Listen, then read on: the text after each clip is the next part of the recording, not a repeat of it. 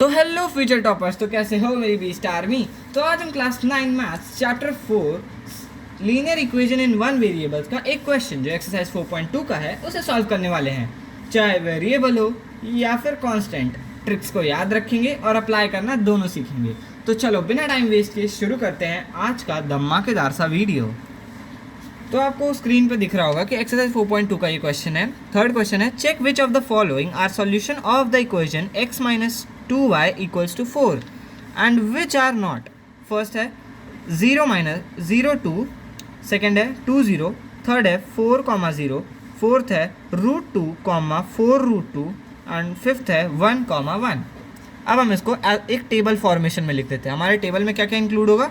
हमारे टेबल में होगा इंक्लूड एस नंबर यानी सीरियल नंबर, पॉइंट जिसमें हम एक्स और वाई को डिनोट करेंगे। हम इधर सब्सटीट्यूशन लिखेंगे। सब्सटीट्यूशन में यानी हमें उसको इन वैल्यूज़ के साथ सब्सटीट्यूट करना होगा, ऊपर वाली वैल्यूज़ को।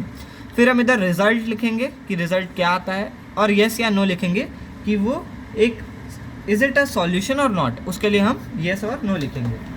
तो पहला है हमारा 0, 2, तो यानी कि अब हम इसका सब्सटीट्यूशन कर देते हैं। तो x की वैल्यू पे 0 आ जाएगा और y की वैल्यू पे हमारा 2 आ जाएगा। तो 0 माइनस 2 इक्वल्स टू 0 माइनस 4। कैसे? 0 माइनस 2 2 ज़ा 4 यानी 0 माइनस 4 आपका आंसर आ जाएगा। अब हमारा रिजल्ट क्या आएगा? देखिए इधर आंसर आ रहा है -4, जबकि हमें आंसर चाहिए था 4, मगर आंसर नहीं आया, तो यानी रिजल्ट इज़ नॉट इक्वल। आपको एक बात ध्यान रख लेनी है कि हमेशा जो आंसर आएगा वो ऊपर आपको इक्वेशन में दिख गया होगा, यानी 4 हमें आना चाहिए, लेकिन आंसर तो नेगेटिव में आया, -4 आया, तो यानी ये इक्वल नहीं होगा। तो हम इधर लिख देंगे नो, इट्स नॉट। अब आते हैं सेकंड पे, 2 0, यानी अब हम इधर वैल्यूज़ को चेंज करेंगे।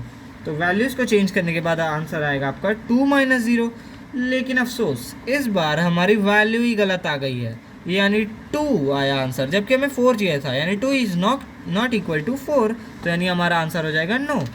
अब थर्ड वाले पे आते हैं, विच इज़ 4 0।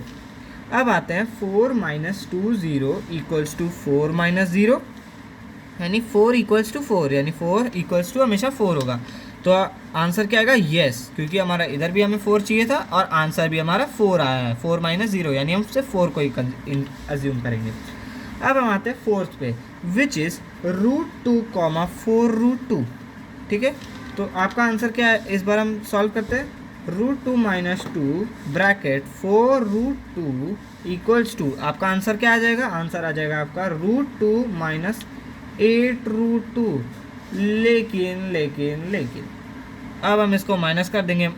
√2 - 8 √2 क्या होता है? -7 √2, तो यानी -7 √2 आपका मेन आंसर आ जाएगा। तो -7 √2 क्या आंसर है इक्वल टू 4? तो नहीं, इट्स नॉट इक्वल टू, यानी हम नो लिख देंगे। अब आते हैं आखिरी वाले पे, विच इज़ 1 1। तो 1 1 पे हम क्या लिख देंगे? 1 - 2 ब्रैकेट 1 इज इक्वल्स टू 1 - 2, यानी कि हमारा आंसर आएगा 1 - 2 कितना होता है? -1, तो यानी -1 is not equal to 4 of course, तो आंसर लिख देंगे नो।